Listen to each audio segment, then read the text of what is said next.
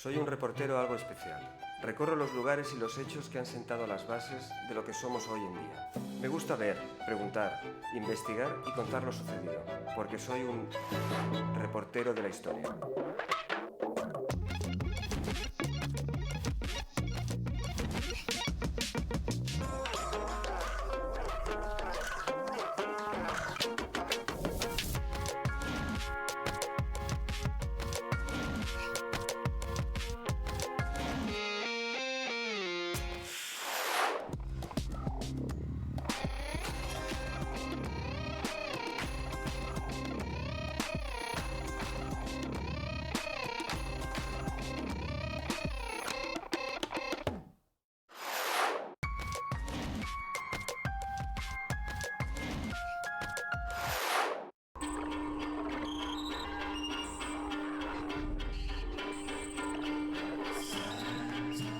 El apellido de Hayat Dinia significa Denia, el último lugar que pisó su familia al ser expulsados de España hace ahora 400 años. Es la primera descendiente que vuelve para visitar estas tierras donde los moriscos se rebelaron para evitar su expulsión. Pero ¿quiénes eran los moriscos? ¿Y por qué fueron expulsados? Para obtener respuestas hemos venido con Manuel Lomas hasta la Sierra del Cavall Verd en Alicante. Manuel Lomas ha estudiado a fondo el tema. Nos enseña el último reducto de resistencia al destierro de los moriscos de Valencia. ¿Y quiénes eran en realidad los moriscos? Los moriscos son los antiguos musulmanes que, después de la conquista cristiana de Jaime I, deciden permanecer en el territorio hasta que en 1525 toda la población morisca valenciana se ve en la tesitura de o te conviertes o te vas al destierro. Y más allá de esa referencia histórica, ¿cómo son étnicamente? ¿Se diferenciaban de nosotros? Los moriscos no se diferenciaban en nada de nosotros. Los había con la piel más morena o más clara, los había castaños, rubios y pelirrojos. Eran gente normal que simplemente procesaban otra religión. ¿Hasta qué punto ellos conservan de verdad su religión o la ocultan? A partir de 1521-25, después de la conversión, los moriscos lo van a tener muy mal porque se les persigue. Por tanto, todo tipo de oraciones, abluciones, etcétera, etcétera, pasa al ámbito familiar. El éxito de la expulsión fue muy celebrado por el arzobispo de Valencia, Juan de Ribera, que instituyó una gran procesión para conmemorar el acontecimiento. Durante siglos la procesión recorría estas mismas calles y terminaba aquí, en este gran atrio, precisamente donde hoy se alza la estatua del santo Juan de Ribera, que es este hombre de aspecto adusto y que tuvo tanto que ver en la expulsión de los moriscos. 1609, 130.000 moriscos son expulsados, se les echa desde aquí, es un éxodo tremendo. ¿Por qué? ¿Por qué se produce todo esto? ¿Se echa toda esta gente de aquí? Pues tenemos razones que vienen de larga duración, que es sobre todo por la dificultad para asimilar a los moriscos con la sociedad cristiana vieja y fundamentalmente por el islamismo al que ellos seguían muy aferrados. Esta es una de ellas, la otra es que la guerra de Granada se tenía un gran temor en la sociedad española a las conspiraciones que los moriscos tenían, sobre todo con el turco, con los argelinos. Los corsarios. Con los corsarios. Aquí tenemos a un personaje que es el santo Juan de Ribera, don Juan de Ribera, que tiene mucho que ver con esas decisiones y con ese episodio, ¿no? Ya en 1582 pidió a Felipe II que se expulsara a los moriscos. Felipe II no atendió a sus peticiones y luego cuando asciende al trono Felipe III, ya en 1601 y 1602, el patriarca Ribera le dedica un par de memoriales justificando que hay que expulsar a los moriscos. De alguna manera entonces la expulsión fue un fracaso. La expulsión es el reconocimiento de un fracaso de que no han podido ser convertidos. Es un episodio moderno, ¿no? que tiene mucho que ver con la actualidad, con la xenofobia que hay contra el mundo islámico, ¿no? Bueno, aquí ¿Los paralelismos se pueden establecer? Es difícil, porque estamos hablando de que la decisión la toma pues, un pequeño grupo de altos consejeros. Desde luego, en el día a día de la vida de los pueblos pues, había una coexistencia por lo menos normal, que siempre podía romperse con cualquier ocasión. Es decir, pues una pequeña riña, una pelea, podía hacer que el cristiano viejo denunciara ante la Inquisición al morisco porque él había visto hacer ceremonias. Acompaño al profesor Benítez por las calles y plazas en las que el día 22 de septiembre de 1609 se pregonó la pragmática de expulsión, en la que el rey, señalando a los moriscos como herejes, apóstatas y traidores, decía que usando su clemencia no les condenaba a muerte, ni confiscaba sus bienes, con tal de que se apresuraran a ser embarcados en el término de 3 días y dejasen para siempre las tierras de España. ¿Y esa gente qué lleva? ¿Qué se les deja llevar? El bando les deja llevar exclusivamente los bienes muebles, es decir, la ropa y poco más, que pudieran cargar sobre sus personas. Entonces los vemos en los cuadros con fardos enormes de ropa sobre todo. Pero luego en la práctica les permiten vender ganado, vender cosechas que tuvieran para facilitar la salida, animarles a salir. Pero los bienes inmuebles, las casas, las tierras, quedan todas para los señores de los moriscos. Hay un tema ahí que es muy triste, que es el tema de los niños. Pues se ha hablado de que a algunos niños se les obligaba a quedarse, o los adoptaban familias cristianas. ¿Cómo fue ese tema de los niños? Pues inicialmente lo que quería el patriarca Rivera en particular era que los niños menores de edad se quedaran porque eran cristianos bautizados y si no, pues se suponía que iban a hacerse musulmanes. Sabemos, dicen los cronistas, que la mujer del virrey, del marqués de Caracena, ordenó que secuestraran en la práctica algunos niños. Los que se quedaron sobre todo fueron los huérfanos de las sublevaciones. Me encuentro en el puerto de Denia. Es el último sitio que pisaron los moriscos antes de partir hacia tierras desconocidas en el norte de África. Aquí embarcaron los primeros 15.000, en septiembre. Lo hicieron de la misma forma que se ve en el magnífico cuadro pintado por Vicent Mestre en 1612. ¿Cómo fue la parte logística de esa deportación masiva? Fue realmente muy complicada, porque no se tenía experiencia de un acontecimiento similar en una época anterior. Se tenía miedo de los señores, se tenía miedo de los moriscos. Entonces realmente pues lo que van a hacer es concentrar todos los recursos militares para poder cubrir cualquier eventualidad. Y se esperaba realmente que pudiera haber una rebelión. Lo que pasa es que lo van a hacer con mucho tiento y realmente hasta principios de septiembre, un par de semanas antes del inicio oficial de la expulsión, el día que se había marcado, pues aquí en Valencia nadie se había enterado todavía de qué es lo que iba a pasar. ¿Quién pagaba todo eso? Porque claro, debía tener un coste económico movilizar toda esa flota, esos soldados.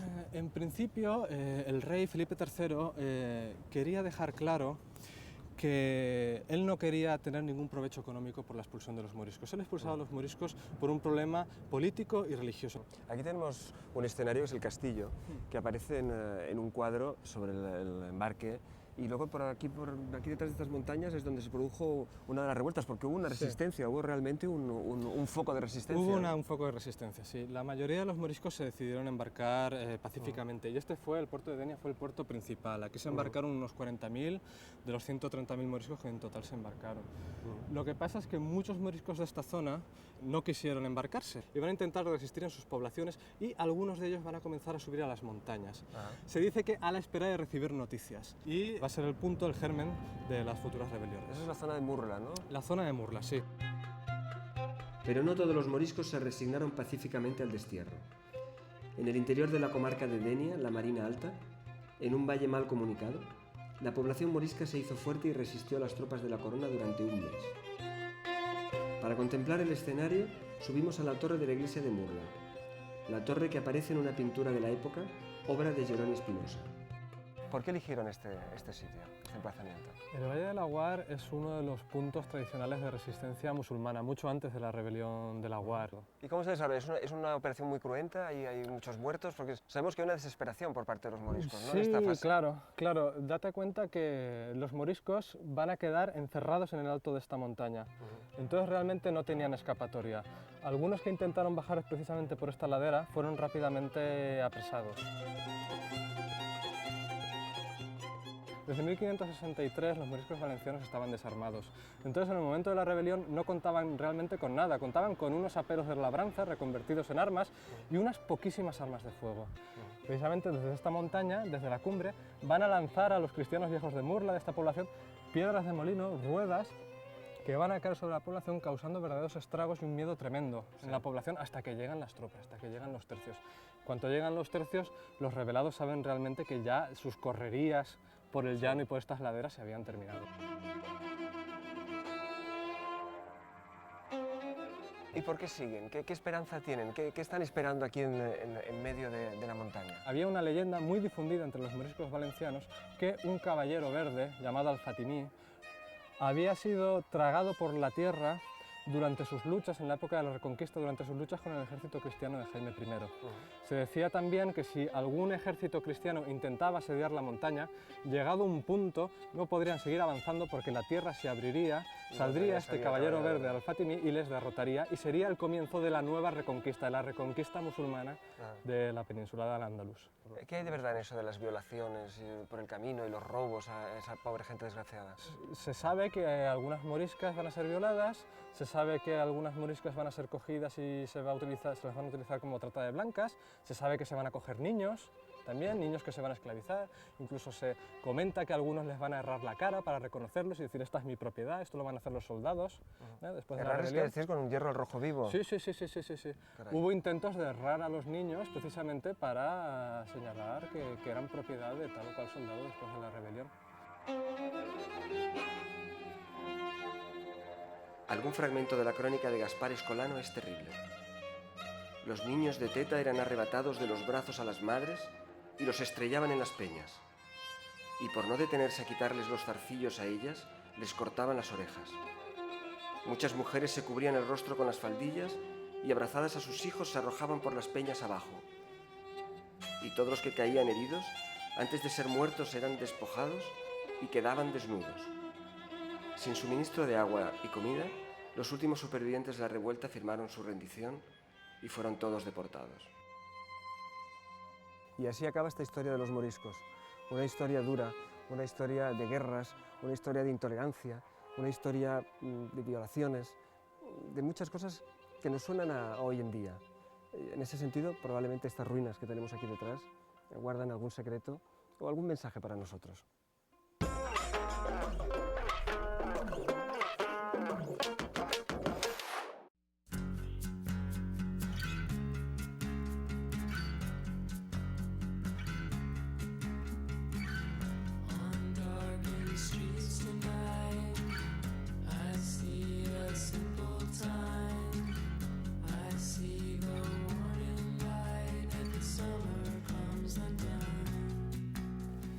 Yo soy una persona muy curiosa y he pensado que a la edad que tengo y por la trayectoria académica que tengo, tenía que enfrentarme, como hicieron mis maestros, a una obra de este calibre. Es un reto terrible, pero un compromiso necesario. Voy a citar un ejemplo del tono narrativo. Sí. Con respecto a la batalla del Ebro, ¿no? Dice, jamás una victoria costó tantas vidas humanas, jamás una derrota mató tantas ilusiones.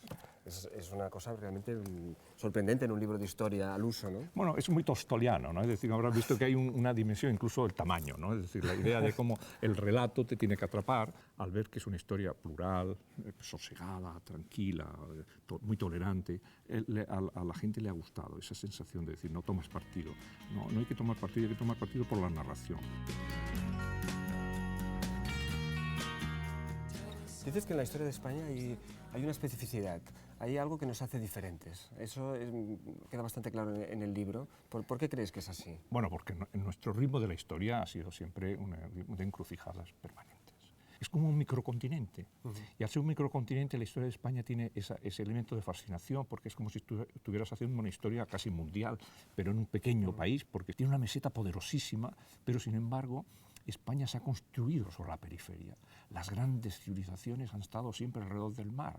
Las grandes ciudades de su dinamismo, Barcelona, Vigo, Bilbao, Sevilla, Cádiz, todo esto va configurando una singularidad que la hace diferente a Francia u otros lugares. Y decía los personajes, ¿no? Hay unos personajes asombrosos en la historia de España, unos personajes arquetípicos, unos personajes rodeados de leyenda, ¿no? Pienso en Viriato, Isabel la Católica. Tú los coges a todos y hablas de ellos y explicas... Claro, hay que diseccionarlos. Y yo creo que Isabel la Católica había algo que en su interior que no le funcionaba bien y culpabilizó de algún modo a la comunidad judía, que en definitiva eran unos españoles, como otros cualesquiera, que llevaban aquí siglos. Ese vacío que creó los Reyes Católicos fue un desacierto político extraordinario. Y eso también forma parte de la singularidad española. Es decir, aquí cuando nos equivocamos en profundidad. Hablando un poco de esta actitud vehemente de los españoles ante la historia, tenemos que hablar de la guerra civil, ¿no? Un poco... La guerra civil del 36-39 fue un poco la quinta esencia de la historia de España. Ahí se acrisolan todo, una tradición histórica de muchísimo tiempo y sobre todo la frustración de uno de los mayores periodos esperanzados que ha tenido España, que son los años 20. Todo eso se vino abajo por una serie de efectos encontrados muy fuertes que terminaron naturalmente en la guerra civil. Por eso fue tan cainita, tan dura y ha marcado tanto a la historia como a la memoria. Porque todavía es memoria viva, hay gente que la ha vivido, hay gente incluso, bueno, todos nosotros, yo soy heredero de gente que la vivió, pero yo soy de la opinión que para entenderla hay que bucear de muy lejos, muy en profundidad, y es un poco el origen de hacer una historia desde el principio, por decirlo así, para que el lector pueda entender que a eso se llegó después de muchos siglos de circunstancias adversas y que de cuestiones no resueltas, y que si las cosas no se resuelven, como pasa en la vida humana, vuelven a surgir. Es como una mala digestión.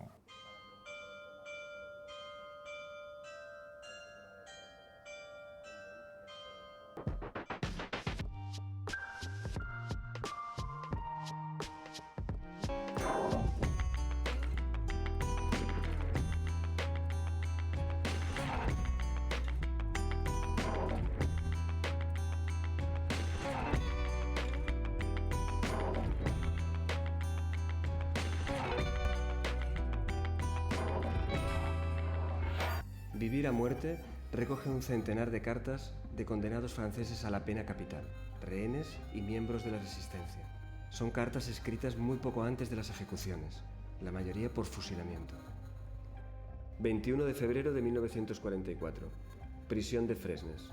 Carta del jefe de los partisanos Misak Manouchian a su mujer. ¿Qué puedo escribirte? Todo es confuso y muy claro al mismo tiempo. Siento profundamente no haberte hecho feliz. Me hubiera gustado tener un hijo contigo como siempre quisiste. Te ruego que después de la guerra te cases sin falta y que tengas un hijo en mi honor y para cumplir mi última voluntad. Cásate con alguien que pueda hacerte feliz. Haz editar mis poemas y mis escritos. Hoy hace sol. Mirando el sol y la bella naturaleza que tanto he amado, es como me despediré de la vida y de todos vosotros. Tu amigo, tu camarada, tu marido, Manouchian. Vivir a muerte, un libro terrible, un libro muy emotivo, que es imposible leer con los ojos secos, un libro que prácticamente hace llorar en cada página.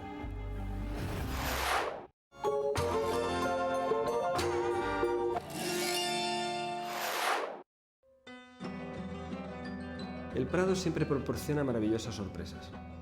En la sala 75 de las colecciones del siglo XIX puede admirarse este coracero francés pintado por José de Madrazo en 1813. ¿Quién es este enigmático soldado de caballería? Lo ignoramos.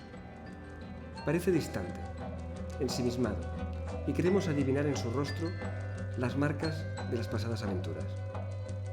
La Legión de Honor adorna su pecho acorazado y podemos imaginar la esquirla mortal que la agujereará un día no muy lejano, en alguna carga salvaje, en un campo ensangrentado de batalla, en algún lugar de Europa.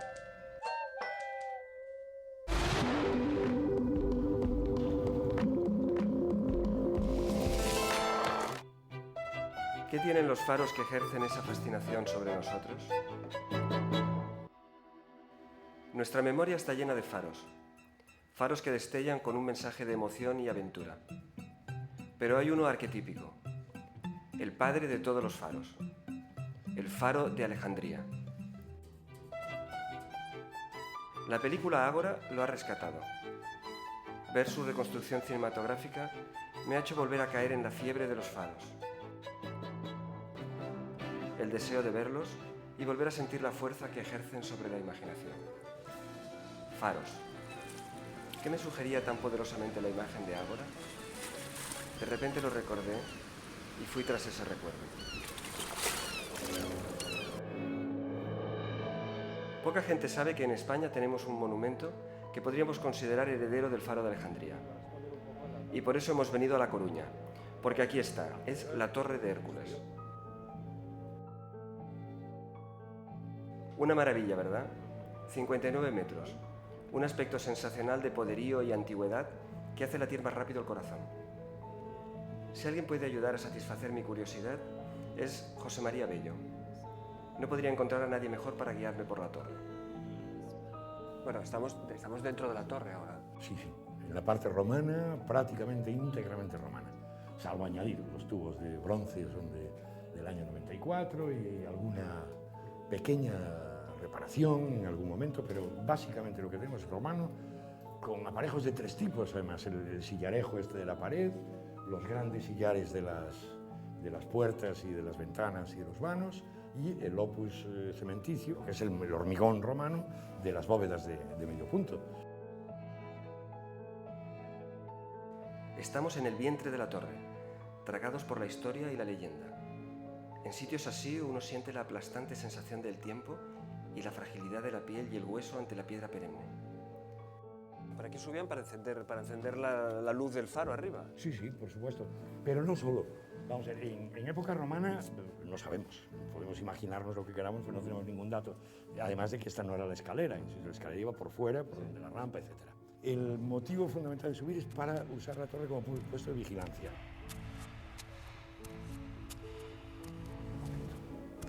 Es absolutamente impresionante. Estoy deseando llegar a la cima y saber qué se siente al contemplar desde allí el anochecer. Y en una sociedad que no tenía la experiencia de la altura artificial, ¿qué podía significar para un hombre de esta época, para un personaje de esta época, subir y abastar así Un golpe tremendo, pero no solamente subir, sino solamente ver esta mole en un país de horizontales. Pero para el momento esto era, bueno, más que el rascacielos, un monstruo este edificio. ¿Y la gente experimentaría vértigo desde aquí arriba? Es de suponer que sí. Desde luego vértigo cósmico casi seguro, ¿verdad? Esta vista del mar enorme perdiéndose y ya no digamos si subes por la noche con la helada del faro girando por encima.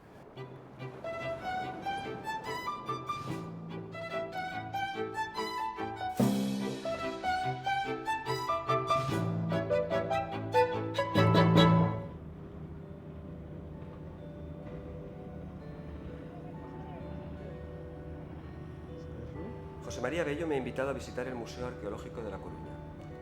En él se guarda la memoria y la imagen del viejo faro.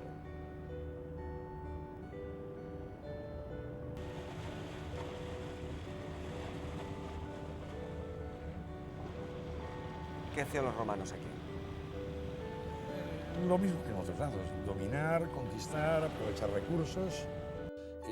Tiene que ver con el comercio internacional. El faro es una obra mandada desde Roma, es una obra de estrategia general y tiene que ver con la conquista de Inglaterra y de la zona de Alemania. Entonces es para el suministro de productos, fundamentalmente aceite de oliva. Los romanos no sabían vivir sin aceite, lo necesitaban, se morían, se ponían enfermos los soldados si no tenían aceite. Y entonces, claro, se exportaba de Francia muchas veces por vía tierra, por vía fluvial, pero de aquí por mar, haciendo la ruta atlántica. Entonces esto es el aviso, si quieres, de última gasolinera antes de la autopista. Después será más caro, pues es el último puerto antes de cruzar a Inglaterra. A la derecha tenemos los restos romanos, parte de los restos romanos, a la izquierda los medievales.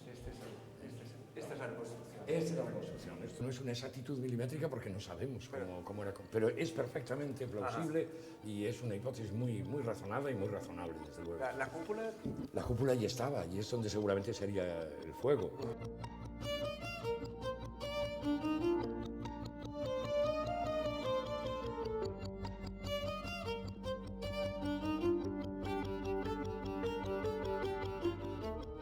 Al caer el Imperio Romano, al ya no haber comercio internacional, el faro carece de sentido, ¿no? Para una navegación costera de poca monta no se necesita ese faro. Entonces el faro deja de ser faro y comienza su degradación y su ruina. Durante la Edad Media es castillo, sí, plaza fuerte contra precisamente los ataques de los vikingos, punto de aviso y punto de vigilancia del mar. Siglo X, podríamos imaginar las velas de los vikingos acercándose, Sí. acercándose a la torre. ¿No os parece impresionante la fuerza que tiene el mundo mitológico y cómo enlaza con la historia de los pueblos? He quedado con Uxío Breogán para que me adentre en los misterios del faro. Me cuenta que Hércules se enfrentó aquí al gigante Gerión para cumplir el 10º de sus legendarios trabajos, capturar los bueyes de ese ser. El héroe mata al gigante y le corta la cabeza. Para conmemorar la victoria, edificará la torre. La calavera y los huesos de Gerión serán el símbolo de la torre y aparecerán con ella en el escudo de La Coruña. Otro mito habla de cómo el rey celta Breogán funda la ciudad de Brigantia y junto a ella hace construir la torre.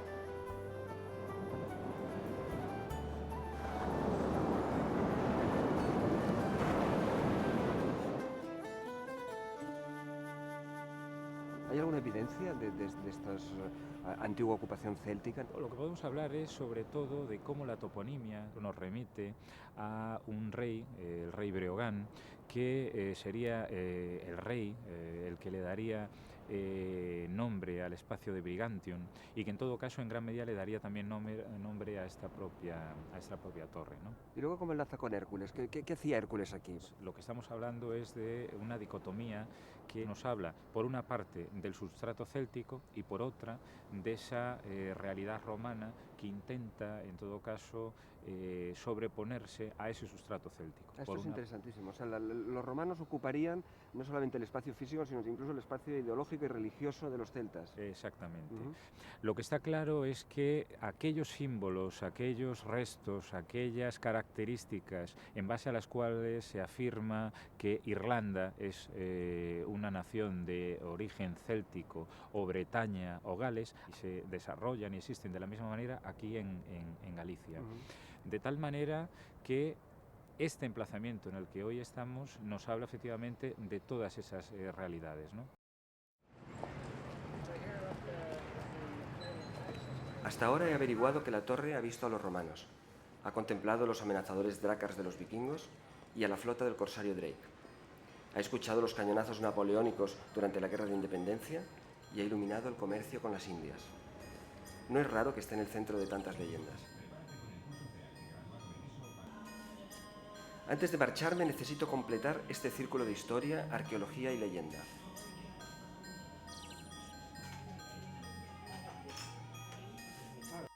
¿Cómo cristalizará esto en el sentir de la gente de la ciudad?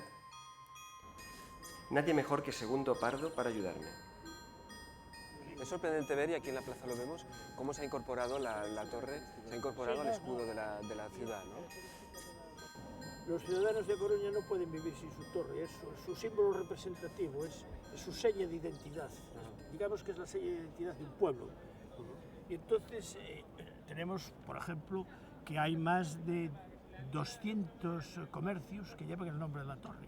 De distinta forma, la torre de Hércules, Faro, Hércules, y hay 7, 8, 9 calles que llevan nombres que son, digamos, sobre la torre. Es calle de la Torre, calle de Hércules, calle del Faro, y así calle Gerión, o sea, de cuestiones que se relacionan. O sea, es una ciudad que vive y ha vivido y seguirá viviendo alrededor de la Torre de Hércules, ahora mucho más, que ha sido declarada Patrimonio de la Humanidad. Siempre ha sido un símbolo claro, limpio, positivo, totalmente positivo, de ayuda, de amparo, de protección, de todo eso. Eso funciona. Eso funciona. Sí, porque es su función. Porque eso fue una de las cosas que valoró la UNESCO, que es un faro que lleva 2000 años desempeñando la misma función. La función de faro, de dirigir la navegación y protegerla, evidentemente, de los peligros que rodea esa zona de costa. Y creo que tiene una voz preciosa, ¿no? Bueno, primero potente, majestuosa. Tiene una voz majestuosa, una voz profunda. Es una voz como un tremendo mugido de un toro bravo. ¿Cuándo se activa la sirena? ¿Cuándo se activa esa sirena? Se activa cuando hay niebla, fundamentalmente cuando hay mucha niebla. O sea, mucha niebla quiere decir que no se ve un burro a 2 pasos.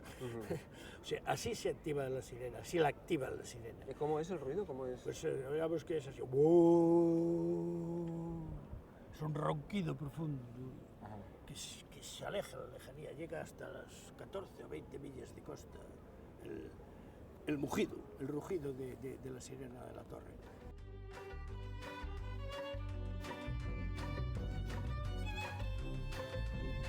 Anochece y el faro se ilumina, despejando las sombras del mar.